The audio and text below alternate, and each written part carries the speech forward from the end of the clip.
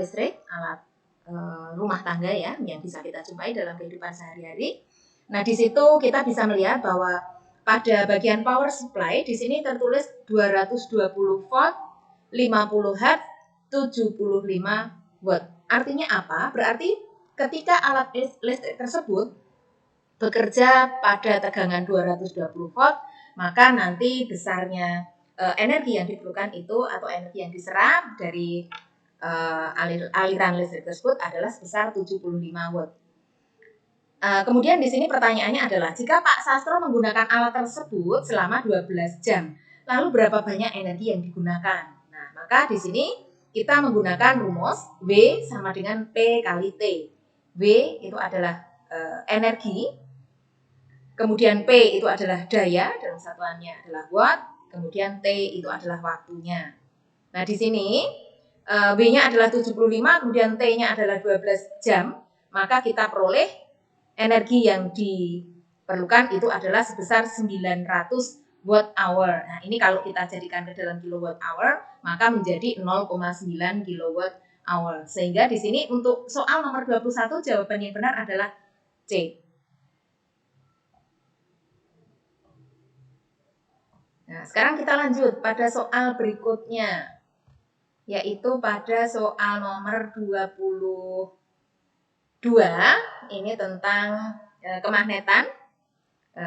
Kita mengenal ada beberapa cara pembuatan magnet, yaitu dengan cara menggosok, kemudian dengan cara induksi atau didekatkan, kemudian yang ketiga adalah dengan cara dialiri arus listrik. Nah, di sini yang disajikan adalah ketika Fandi itu mempunyai 4 buah magnet seperti pada gambar. Kemudian nanti Fandi akan menggunakan salah satu magnet yang dipunyai tadi untuk membuat satu benda, yaitu baja peki. Di sini pada soal adalah baja peki, digosok dengan menggunakan salah satu batang magnet tadi. Maka nanti baja peki itu akan menjadi baja magnet yang bagaimana, kemudian bagaimana dengan kutub-kutubnya. Nah, sekarang kita harus menelusuri dulu. Yang pertama adalah karena di sini ketika didekatkan ya, jadi benda-benda 4 buah magnet tadi didekatkan itu hasilnya seperti ini. Ada satu kunci yang bisa kita pergunakan di sini adalah kuncinya E itu adalah kutub utara. Maka kita harus mulai dari bagian ini dulu ya. E-nya adalah kutub utara, maka kita bisa menandai. Berarti kalau E itu adalah kutub utara, maka F itu adalah kutub selatan. Ada penjelasan bahwa F itu tarik-menarik dengan B. Maka kalau F itu tadi selatan, terjadi tarik-menarik dengan B, maka kita bisa menyimpulkan bahwa yang B itu adalah kutub utara. Nah, sehingga di sini yang A itu adalah kutub selatan. Kemudian di sini ada penjelasan lagi bahwa C itu tolak-menolak dengan A. Kalau A tadi adalah kutub selatan, nah berarti yang C itu adalah kutub selatan juga. Sehingga kalau C itu adalah kutub selatan, maka bisa dipastikan untuk yang D itu adalah kutub utara. Nah, kemudian D tolak-menolak dengan H. D tolak-menolak dengan H. D itu kutub utara, berarti H itu adalah kutub utara, sedangkan yang G itu adalah kutub selatan. Nah, ternyata nanti magnet yang terakhir, magnet GH inilah yang akan dipergunakan untuk menggosok baja. Nah, di sini yang dipergunakan untuk menggosok itu adalah ujung kutub yang selatan. Nah, ketika kita membuat magnet dengan cara penggosokan, maka nanti ujung akhir dari penggosokan itu menjadi mempunyai kutub yang berlawanan dengan yang dipergunakan untuk menggosok. Sehingga di sini kalau yang dipergunakan tadi G itu adalah kutub selatan, nah maka nanti yang Q itu akan menjadi kutub utara, sedangkan yang P itu adalah kutub selatan. Nah, kemudian kita mencari alternatif jawaban mana yang lebih sesuai. Nah, di sini yang dibuat menjadi benda magnet itu adalah baja. Nah, maka kita harus ingat kembali kalau baja itu dibuat menjadi magnet, itu nanti susunan magnet elementernya itu akan dia lebih konsisten, jadi dia tetap akan teratur ya. Maka sifatnya cenderung menjadi magnet yang permanen. Nah, di sini ada dua kemungkinan. Permanennya adalah yang A ataukah yang B. Nah, tetapi tadi kita sudah mengidentifikasi kalau yang dipergunakan untuk menggosok itu kutub selatan, ujung akhir penggosokannya itu menjadi kutub utara, maka Q itu menjadi kutub utara, sedangkan yang P itu akan menjadi kutub selatan. Nah, maka di sini yang lebih cocok itu adalah jawaban yang A. Oke, gitu ya. Sekarang lanjut ke soal berikutnya, nomor 23, ini tentang trafo. Nah, memang kadang-kadang kita untuk melihat, mengamati gambar trafo, mencermati gambar trafo itu sering latah. Kalau yang ada di sebelah kiri itu kita anggap yang primer, kemudian yang sebelah kanan itu kita anggap yang sekunder. Tetapi ternyata tidak seperti itu ya. Kita harus melihat dulu, di sini ada tegangan. Kemudian di sini ada R. Oh, berarti yang ada R itu ada pada alat listriknya. Nah, berarti yang ada lambangnya tegangan ini adalah yang primer. Kemudian yang di sini ada R-nya itu adalah yang sekunder. Begitu ya. Jadi tidak selalu yang primer itu harus berada di sebelah kiri, yang sekunder di kanan. Itu tidak, tapi kita harus lihat pada gambarnya. Kemudian di sini juga ada petunjuk. Arah arusnya itu kan mengalirnya ke arah kiri ya. Berarti ini yang primernya yang ada di sebelah kanan menuju ke kiri. Ini yang kiri, yang sekundernya. Berdasarkan data pada gambar, trafo tersebut adalah trafo jenis apa? Nah, kita bisa melihat di sini.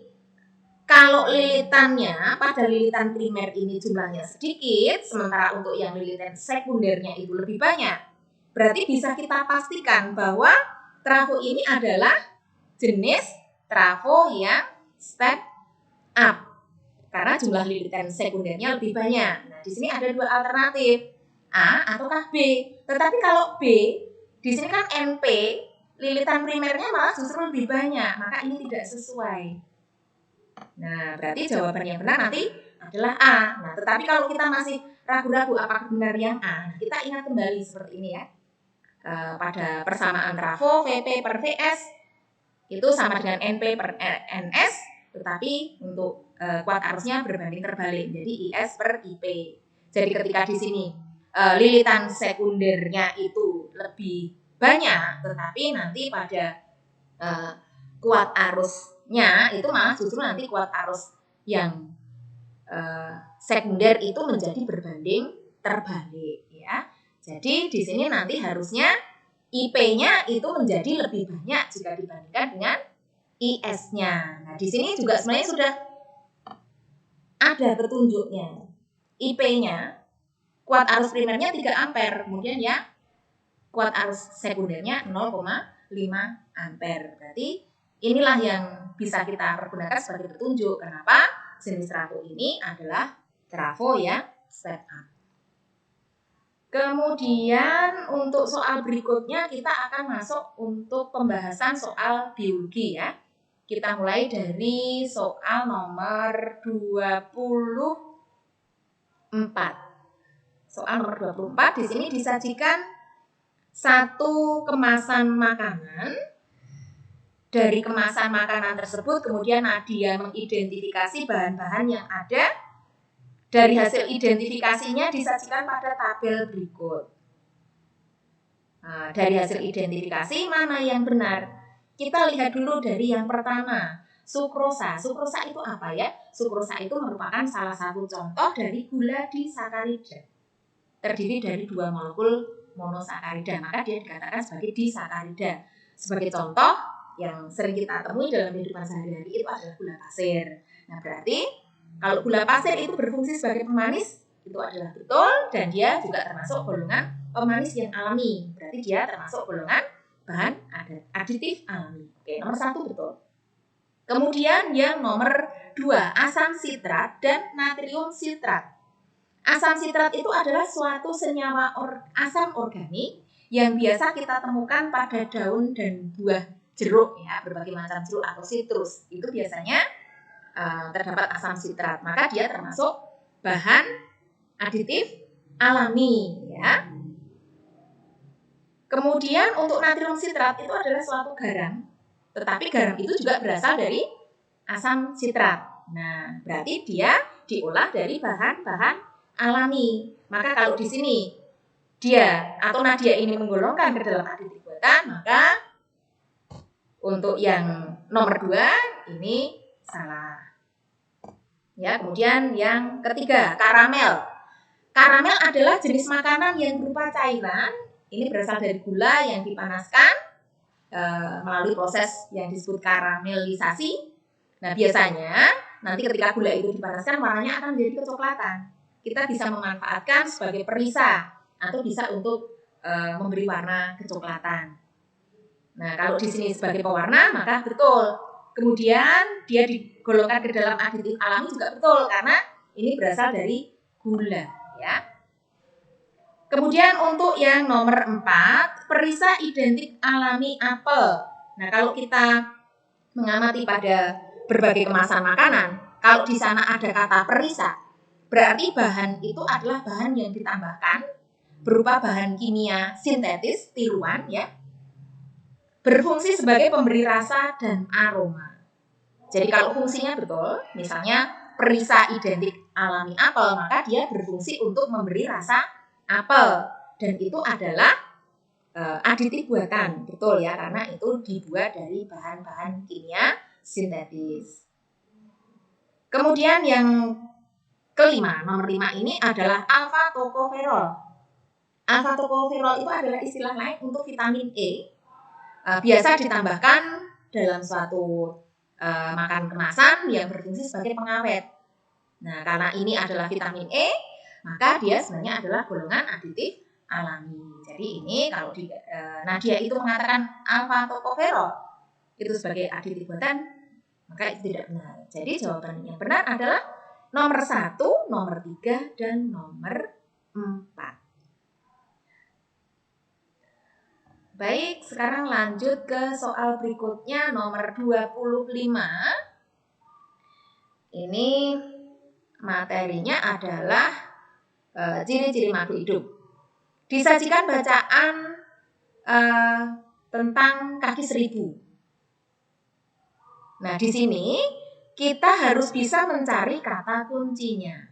Jadi, dari bacaan itu mana yang menunjukkan ciri-ciri hidup pada kaki 1000. Di sini kata kunci yang pertama adalah hewan ini tidak memiliki racun yang berbahaya, bahkan cenderung pemalu.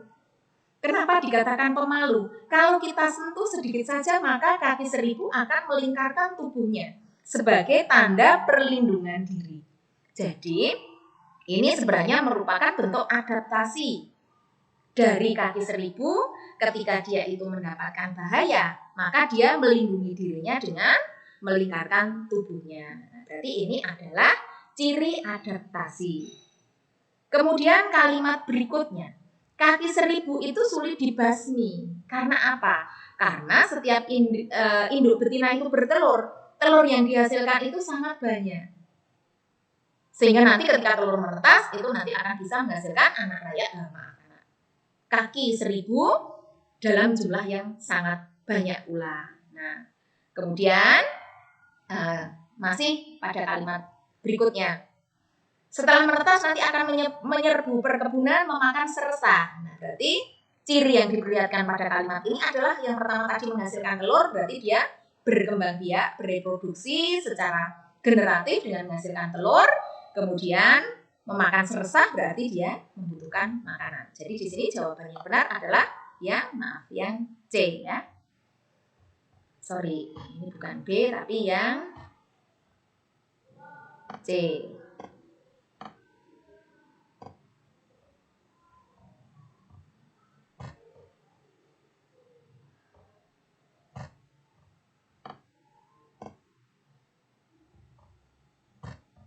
Oke, lanjut ke soal berikutnya.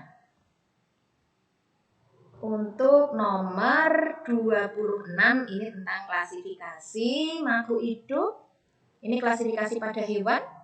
Seorang anak menemukan hewan dengan ciri-ciri sebagai berikut. Kemudian disajikan ada gambar 4 ekor hewan. Dari hewan yang disajikan pada gambar ini, mana yang memiliki hubungan kekerabatan paling dekat dengan hewan yang ditemukan oleh Sultan.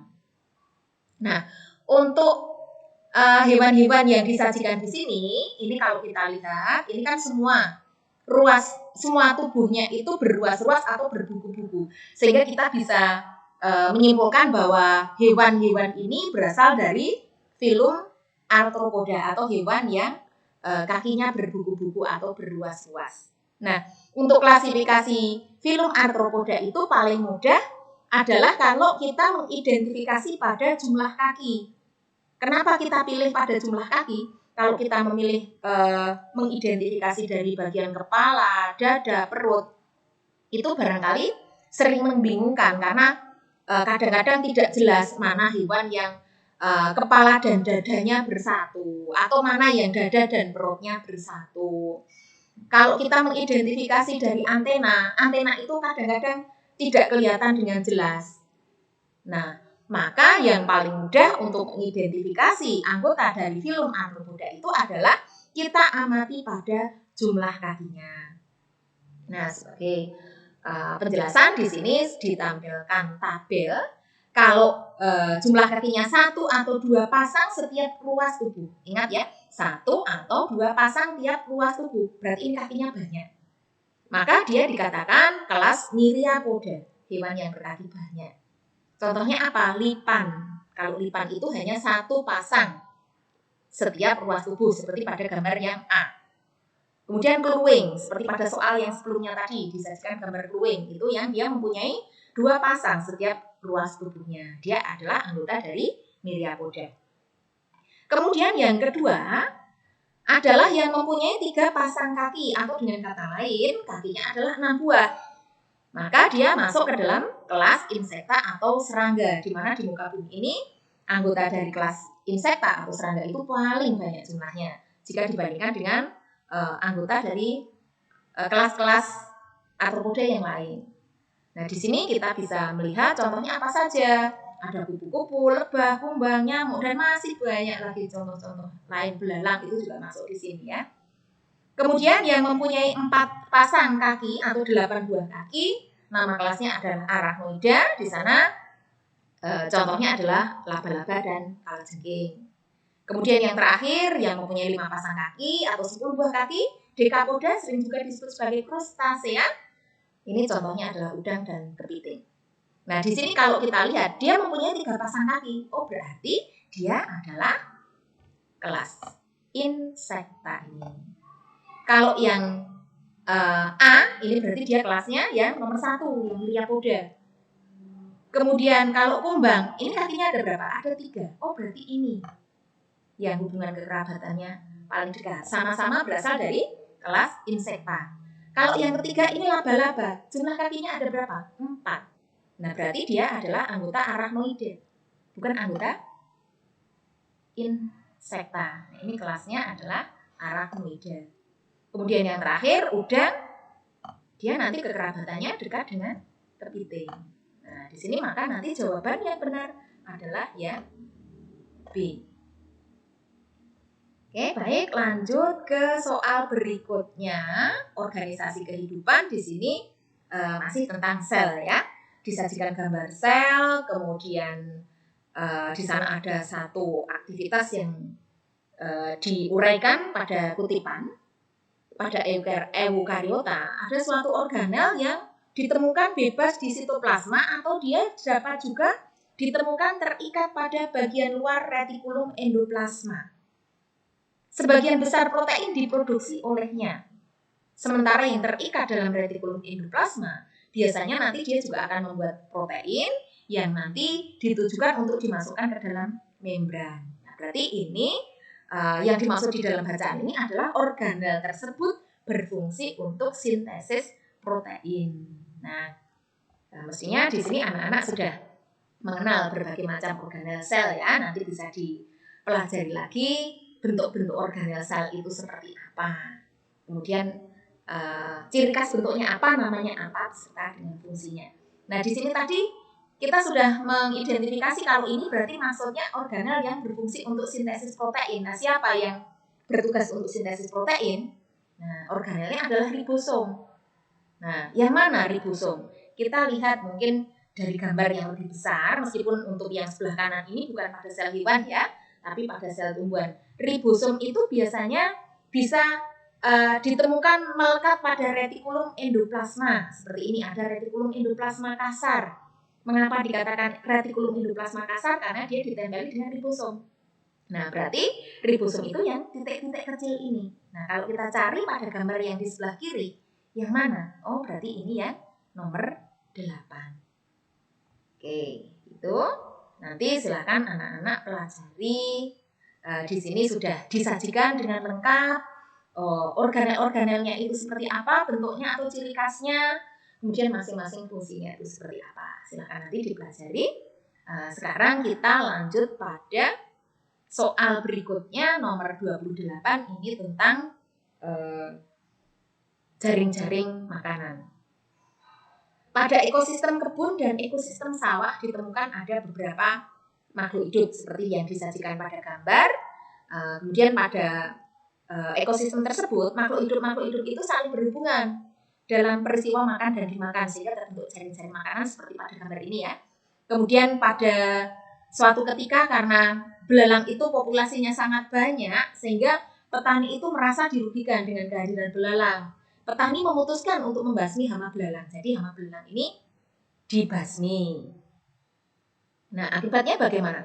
Kemungkinan yang terjadi apabila hama belalang itu dibasmi pada ekosistem kebun. Nah, pertama, bisa yang terjadi populasi sawinya meningkat. Kenapa populasi sawi meningkat? Karena yang memakan sawi itu tikus, belalang, dan ulat. Kalau belalangnya dibasmi berarti kan yang memakan itu berkurang sehingga nanti kemungkinan populasi sawinya bisa meningkat. Kemungkinan yang kedua, populasi kataknya menurun. Kenapa populasi katak menurun? Karena katak itu memakan belalang dan bahkan di sini makanannya kan hanya belalang. Jadi kemungkinan yang terjadi populasi katak itu menurun bahkan nanti bisa sampai kepunahan jika seandainya katak itu tidak ada makanan yang lain. Kemudian kemungkinannya populasi burung pipit menurun. Ya, kalau ini benar ya, populasi burung pipit menurun. Karena di sini sebenarnya burung pipit masih bisa mendapatkan makanan yang lain yaitu ulat. Nah, berarti untuk yang ekosistem kebun ini nanti bisa kataknya menurun, kemudian burung pipitnya menurun. Ini masih ada kemungkinan satu lagi yaitu populasi tikusnya juga bisa menurun ya, karena di sini tikusnya kan makan sawi. Nah, kalau tikusnya itu tidak bisa mendapatkan makanan yang lain, nah maka dia juga nanti tikusnya akan menurun. Sekarang kalau yang di ekosistem sawah bagaimana? Kalau belalang ini dibasmi, yang memperoleh makanan dari belalang itu apa? Burung pipit. Kalau belalang tidak ada, nah berarti burung pipitnya juga populasinya akan menurun. Tikusnya bagaimana? Tikus itu juga makan belalang, tapi dia masih bisa makan langsung dari rumput ya. Nah, jadi tikus juga bisa menurun. Tetapi di sini kita harus mencari jawaban yang paling tepat. Populasi katak dan burung pipit menurun bisa, burung pipit akan tetap stabil, salah. Ya. Yang B ini tidak benar. Kemudian yang C, terjadi peningkatan populasi burung pipit. Tidak, karena seharusnya populasi burung pipitnya akan menurun. Kemudian peningkatan populasi tikus. Tidak, karena seharusnya populasi tikusnya juga akan menurun. Maka jawaban yang paling benar adalah yang A. Lanjut ke soal berikutnya tentang pencemaran lingkungan. Di sini disajikan satu grafik di mana grafik ini menyatakan data BOD, Biochemical Oxygen Demand. Yang dimaksud dengan BOD itu adalah jumlah oksigen terlarut yang dibutuhkan atau yang diperlukan oleh mikroorganisme untuk menguraikan atau mendekomposisikan bahan organik dalam kondisi aerobik. Nah, berarti kalau misalnya oksigen yang dibutuhkan oleh mikroorganisme itu semakin banyak, menunjukkan bahan organik yang ada di dalam perairan tersebut juga banyak. Artinya perairan itu semakin tercemar. karena bahan organiknya itu semakin banyak, ya. Jadi kalau BOD-nya itu tinggi, maka menunjukkan bahwa pencemaran di perairan tersebut semakin tinggi. Jadi di sini kalau yang ditanyakan itu adalah kualitas air sungai terendah. Berarti kalau kualitas air sungai terendah itu dia sungai mana yang paling tercemar. Sungai yang paling tercemar itu yang mana? Berarti yang mempunyai BOD paling tinggi. Nah, kita lihat dari grafik ini mana BOD yang paling tinggi. Dimulai dari Sungai Code, ini yang pertama. Kemudian, yang pertama Sungai Code, kemudian yang kedua adalah Sungai Oya, kemudian yang ketiga adalah Sungai Gajah Wong. Nah, di sini sudah kelihatan. Jawabannya adalah yang B. Baik, lanjut ke soal berikutnya tentang sistem gerak. Di sini disajikan gambar ada seorang atlet yang sedang melakukan olahraga karate. Dia sedang posisi meninju ya, untuk tangan kanannya itu meninju, kemudian untuk yang tangan kirinya mengepal. Gitu. Nah, pernyataan yang benar untuk mekanisme kerja otot yang ditunjukkan oleh atlet tadi bagaimana? Nah, di sini kita mengenal ada dua cara kerja otot, yaitu ada otot yang bekerja secara sinergis, yaitu apabila otot itu ketika mereka bekerja bersama-sama itu saling mendukung. Jadi kalau ada satu otot itu sedang berkontraksi, maka otot yang lain juga akan ikut berkontraksi. Sementara kalau otot yang satu itu sedang berelaksasi, sedang beristirahat, mengendor, maka nanti otot-otot yang lain itu juga akan ikut mengendor. Itu adalah otot yang sinergis. Nah, ini bisa kita jumpai pada gerakan otot punggung, otot-otot pada leher. Kemudian gerakan ketika kita menelungkupkan tangan ya pada pronator teres, pronator quadratus pada tangan. Itu mereka bekerjanya secara sinergis. Kemudian yang secara antagonis adalah ketika dua otot bekerja bersama-sama tetapi saling berlawanan. Jadi di sini apabila salah satu otot itu berkontraksi, maka otot yang lain itu akan relaksasi. Yang satu sedang bekerja keras, malah yang satu istirahat. Ini bisa kita jumpai pada otot bisep dan trisep. Nah, sekarang kita identifikasi pada pernyataannya. Otot bisep dan trisep pada tangan kanan bekerja secara sinergis. Tangan kanan berarti yang meninju, itu posisinya meluruskan, bekerja secara sinergis. Bisep trisepnya apakah betul sinergis ketika meluruskan? Tidak ya, ketika meluruskan itu bisepnya berelaksasi, trisepnya kontraksi. Nah, di sini berarti bukan sinergis lagi tetapi antagonis ya. Berarti yang nomor 1 ini salah. Nah, kemudian yang nomor 2, otot bisep dan trisep pada lengan kiri. Lengan kiri itu yang posisinya menekuk, begitu bekerja secara antagonis.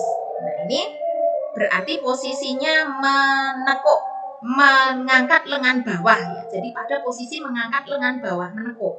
Bisepnya dalam keadaan berkontraksi, trisepnya relaksasi. Berarti benar, bekerja secara antagonis. Kemudian yang nomor 3, gerakan pada lengan kanan disebabkan karena otot bisep berkontraksi. Nah, ketika meluruskan, tangan kanan itu kan meluruskan. Yang berkontraksi yang mana? Yang berkontraksi itu adalah bukan otot bisepnya, tetapi otot trisepnya. Jadi ini yang tidak benar. Kemudian nomor 4, gerakan pada lengan kiri. Lengan kiri ketika gerakan menekuk atau mengangkat lengan bawah, di situ karena otot trisepnya relaksasi, ya, mengangkat lengan bawah, trisepnya relaksasi, betul atau tidak? Betul, ya. Lalu yang berkontraksi siapa? Yang berkontraksi itu adalah otot bisepnya. Ini ya. Kemudian yang pernyataan kelima, lengan kanan melakukan gerakan ekstensi. Ekstensi itu adalah gerakan yang meluruskan ya. Jadi meluruskan, lawannya adalah fleksi. Kalau fleksi itu membengkokkan, ekstensi itu adalah meluruskan. Maka jawaban yang benar adalah nomor 2, nomor 4, dan nomor 5. Oke. Lanjut ke soal berikutnya, nomor 31. Ya, tetapi mungkin sebelum ke nomor berikutnya, nomor 31, nanti untuk yang nomor 31 bisa kita sambung pada part berikutnya ya. Sekarang sampai di nomor 30 terlebih dahulu.